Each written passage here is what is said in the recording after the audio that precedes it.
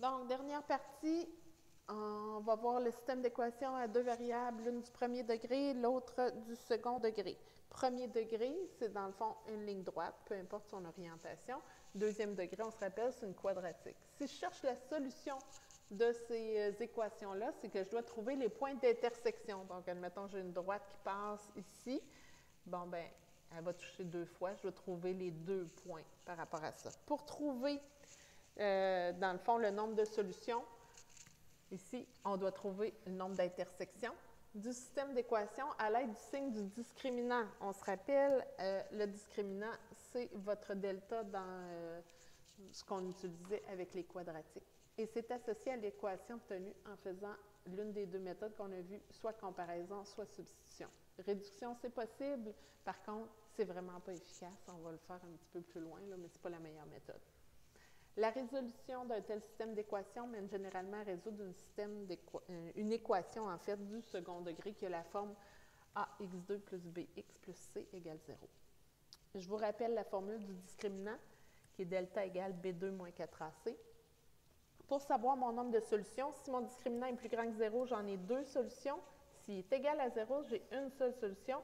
Et plus petit que 0, j'en ai aucune. Je vous montre les trois possibilités graphiquement.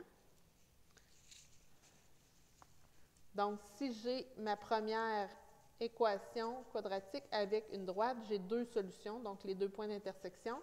Dans le cas qui est ici, j'ai un seul point d'intersection, puis ici, j'en ai aucune.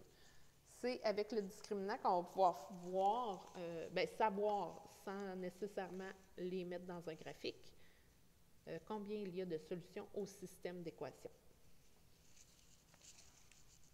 Alors, dans le premier exemple, j'ai le système d'équations suivant y1 égale x2 moins 6x plus 11 et la deuxième équation qui est 2x moins 4. Donc, 2x moins 4, c'est celle-là. x2 moins 6x, c'est la quadratique qui est ici. Je vais commencer par y aller par méthode de comparaison. y1 égale y2. Je viens remplacer mon y1 par ce qui est ici, puis mon y2 par ça ici. Donc, x2 moins 6x plus 11 égale 2x moins 4. J'envoie tout du même côté. Donc, je vais faire moins 2x ici, puis je vais faire plus 4 ici. Il me reste x2 moins 8x plus 15 égale 0. Donc, j'ai la forme voulue qu'on parlait au début.